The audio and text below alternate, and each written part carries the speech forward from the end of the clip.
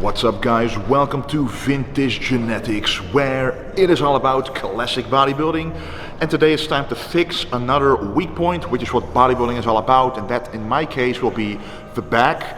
Obviously the legs are the biggest weak point, but the back can never be big enough, so we always consider that a weaker point compared to the arms and the chest, at least in my physique. So now we're going to start on the weak point inside the back, so you can dissect the back in different parts as well.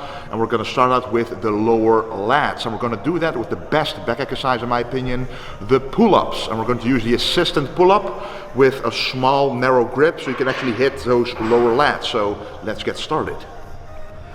Alright, so this first exercise I really like because it really mimics the way that the muscle is intended to work.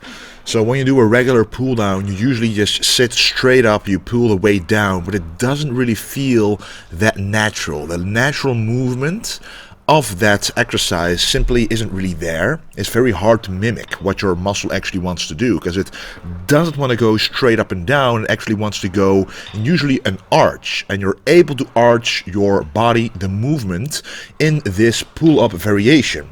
And I like the close grip version because then you can really hit those lower lats.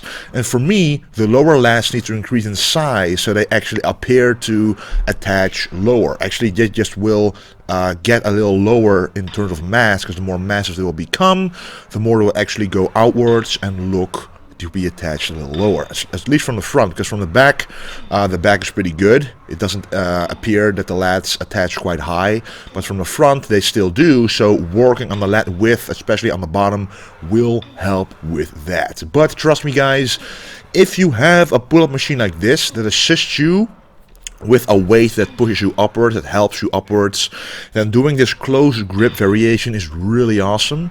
Now I like this machine in particular because you can actually have straight legs, and I'm quite tall and I'm able to do a full range of motion. On some machines you have to put your knees on the pad, and that to me is you have less freedom of motion here. You can really see that from the side. When I go upwards, I move my chest towards the bar, so it's really a chest to bar exercise instead of only putting your chin over the bar. It's really about getting that chest to the bar to really be able to fully contract and retract those shoulder blades, because when you're able to do that, you will also work on the back thickness. And when you go all the way down here, you will feel an incredible stretch from the lower attachment to the lats to the higher attachment of the lats, which is amazing, because at the stretch part of any movement, that's when the most muscle gains occur. But for its quality thickness gains, you really have to do a full range of motion all the way to the top. Okay, the second exercise will be more for the upper back thickness. So the back thickness is very important to build. You always will get the width if you train properly, but the back thickness requires some extra work, which is why I like to do this pull down combined with a row motion. So you really want to arch your back to really contract the shoulder blades together, so you can actually contract the back most optimally. So that's what we're going to do now. Not to pull down straight down, but actually towards the chest, really pulling back the shoulder blades for optimal contraction. So let's do it. So I really like this pull down variation as well. I'm kind of moving away from the regular lat pull down. If you look at every single bodybuilder who has a great back, usually the back is built not by regular pull downs, but actually by heavy rowing and by movements that allow you to retract the shoulder blades optimally and really get those rhomboids to work.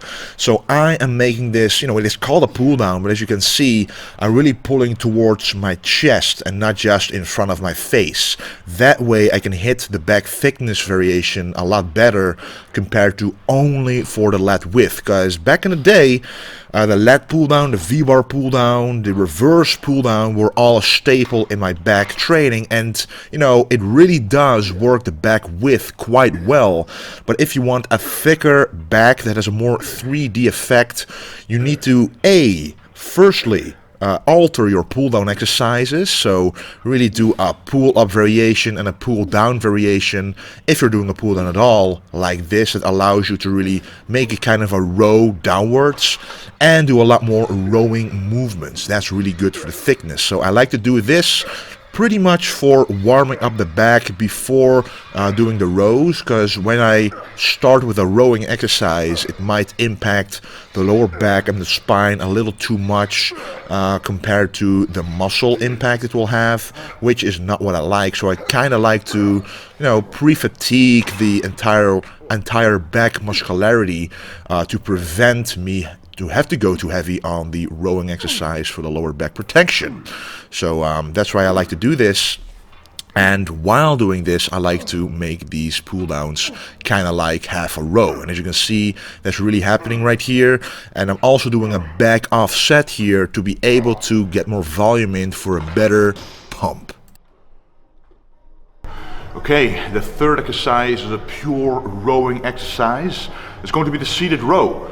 And if you look at Arnold or Ronnie Coleman, you can see them doing the seated row going very much forward, because that also focuses on the lats. But for me, the lat width is a strong point, especially in the front poses. So I will keep my back very straight to focus on the back thickness. So to really only focus on pulling back those shoulders, just like we did on the previous exercise. But this time it's a pure rowing movement and no pull down at all. So let's get started. Alright, so this is the rowing movement, and you know what I said before about protecting the lower back, I'm not using a belt, almost no belt anymore for the back exercises. Only when I'm doing the heaviest set of rack pulls, for example, I want to use a belt. But now I really want to strengthen the lower back muscularity, that's why I'm not using a belt. If you use a belt, you kinda, you know, the lower back has to do less effort to get a harder contraction, so the tension in the lower back is actually less because less weight is pulling on the back, because the contraction is easier to make as it's pushing against the belt, and also the core is as well. So without a belt, and this variation is with a straight back, so you're not really going all the way forward, you really have to have a strong lower back to pull this movement off. And you can see I'm already going quite heavy on this exercise, even after already having done 2 full back exercises. So this machine doesn't go up in weight that much, so I have to actually place dumbbells on top of it, but it's a great way to improve the lower back thickness. Okay, so this exercise will be another rowing exercise, but from a different angle. So again, a combination of a pull down and a row, but mostly a row, as you will see. But this time it's unilateral, so we're going to start out with the weakest part. For me, that's the left side, and then match the reps with the stronger part, the right side. So it's really to focus on a better contraction, because unilaterally you can contract much deeper with one arm compared to 2 arms. So let's get it done. So when most of the exercises are exercises with 2 arms that utilize 2 arms at the same time, in my opinion, it is important to use a unilateral exercise at least once in your back workouts, at least once a week if you have a very symmetrical back. But some people, and a lot of people who I make workout plans for, they say their lat, the right or left lat is smaller than the other, either one of the two obviously. But if that's the case, then doing unilateral movements is pretty much the only way to get rid of these weaknesses. So what you just saw me do is start out with the left side, because I know that side is weaker and a bit smaller, not noticeable to most people, but when you look at yourself critically, there's always a slight imbalance. So you want to fix that with a unilateral exercise. At the same time, it's a chest supported exercise, which means you can actually use this bench to support your upper body, so you can actually be more straight and really focus on the contraction more. And another benefit of doing a unilateral movement is you're able to pull back a little further compared to using two arms at the same time, allowing you to contract that portion of the back a little bit more. And you also want to stretch out as much as you can, really feel the stretch in the back before pulling back again. And some people make the mistake, and I used to do this as well, by going way too heavy on rowing exercises. But once you pick a weight that doesn't allow you to fully contract and retract those shoulder blades, you're not really able to hit the back the way it is supposed to be hit, and you will never be building it the way it can be built. So really notice that the weight you're using is not too heavy, because you can see this to me is the failure point. I know that if I hit another rep after this, I would simply not be able to complete another rep, and most of the work will be done by my biceps, the rear delts, and that's not what you want. You really want to focus on the muscle that you're working on, and when that fails, that's the end of the exercise.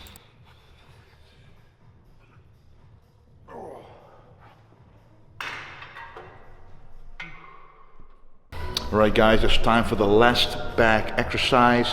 It's going to be the pullover with a cable. So we're going to use this bar to really get a good stretch at the top, but also be able to get a very good contraction at the bottom. And you have to look at my body movement of my upper body. It moves along with how I move my arms. So the moment that I go upwards, I make sure to move my upper body down. When I go downwards with my arms, my upper body goes up to really mimic the contraction and the stretch of the muscle. So let's get it started. This is also a great movement either as a finisher or as the beginning of a back workout. I like to do this as a finisher because my mind-muscle connection is really good with the back, or pretty much with any other muscle. But when you struggle actually feeling the lats, feeling the back, starting out with this movement, a pullover movement, which is the only isolation movement that you can do for the back, is a great way to actually get some blood in the lats and the lower back to really get a conscious feeling about where those back muscles are. And that's very important if you want to properly grow the back. The mind-muscle connection will always play a role, so don't neglect that mind-muscle connection. Sometimes you can see that you don't have a super strict form. Some bodybuilders don't, yet they have an amazing physique, and that the thing that makes their form still good for them personally is because their mind-muscle connection is there. They wouldn't have that form if they didn't feel that movement working for that particular muscle. Okay, the first bicep exercise after doing all the back exercises is the concentration curl. This will already be my third set, so I have a slightly heavier dumbbell right here. This will really enhance the bicep peak. I like to either start or end the bicep workout with this. Why start? To get a much better mind-muscle connection, and your biceps are still very fresh, and you can actually use more weight without feeling any weird things in your tendons. Just feel only what you want to feel in the biceps, the muscles themselves, and that's the benefit of starting. If you end with it, you can use less weight, but it's a nice finishing move to work on the bicep peak. But we are going to do this third and last set of concentration curls right now. And then it's time for the biceps, of course. So one of my favorites to do is the concentration curl. I've been doing this for many years now, and it's been proven very beneficial for creating a good bicep peak and bicep fullness in general.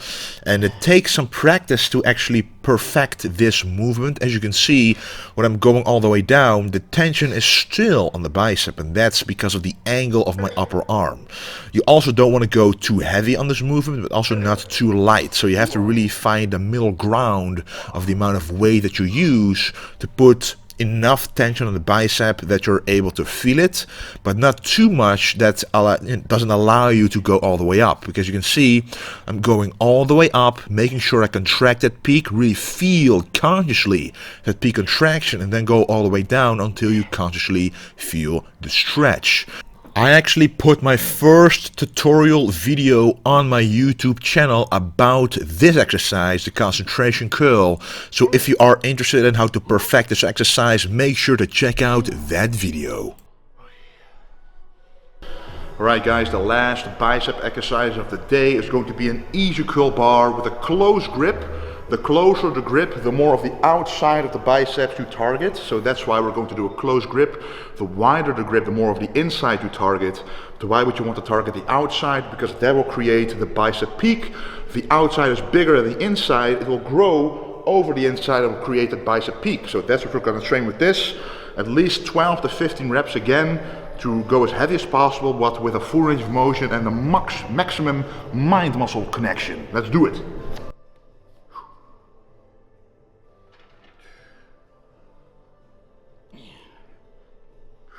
So, what I'm doing right here is not just a regular easy bar curl, but actually a close grip variation. And trust me, when you do this close grip, you're able to squeeze the biceps at the top so much harder than usual.